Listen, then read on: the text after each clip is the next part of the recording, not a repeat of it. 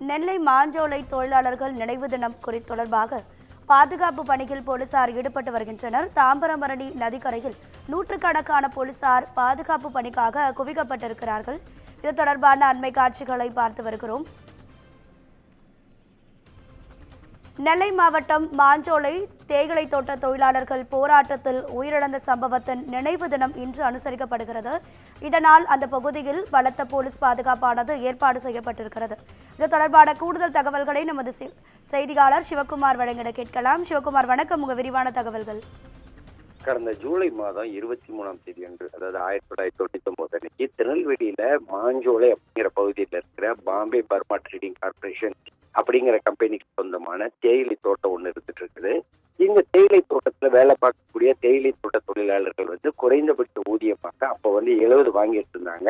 70 ரூபாய் வாங்கிட்டு இருந்த இடத்துல அவங்களோட ஊதியத்தை 100 ரூபாயா உயர்த்தி தரணும் அப்படின்னு சொல்லி புதிய தமிழகம் கட்சி தரப்புல அவங்க போராட்டத்தில் ஈடுபட்டாங்க.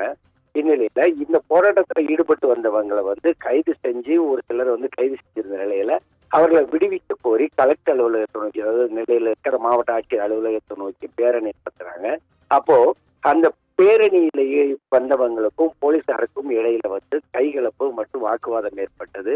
இந்நிலையில போலீசார் தடியடி நடத்திய நிலையில அமைதியாக சென்று கொண்டிருந்த ஆறுல ஆழம் இருப்பதாக நினைத்து 17 பேர் உள்ள குதிச்சிட்டாங்க.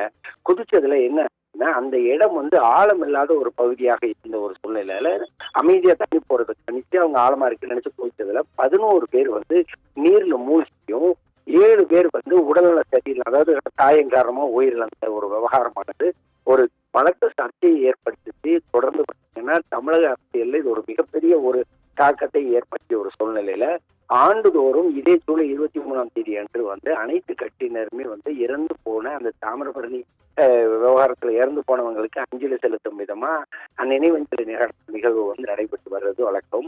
இந்நிலையில இன்னைக்கு 26வது ஆண்டாக இன்று நடைபெறக்கூடிய இது பாத்தீங்கன்னா ஏறத்தாழ 100க்கும் மேற்பட்ட போலீசார் குவிக்கப்பட்டு அதன் அடிப்படையில இப்போது அஞ்சலி செலுத்தும் நிகழ்வானது தொடங்கி நடந்துட்டு இருக்குது.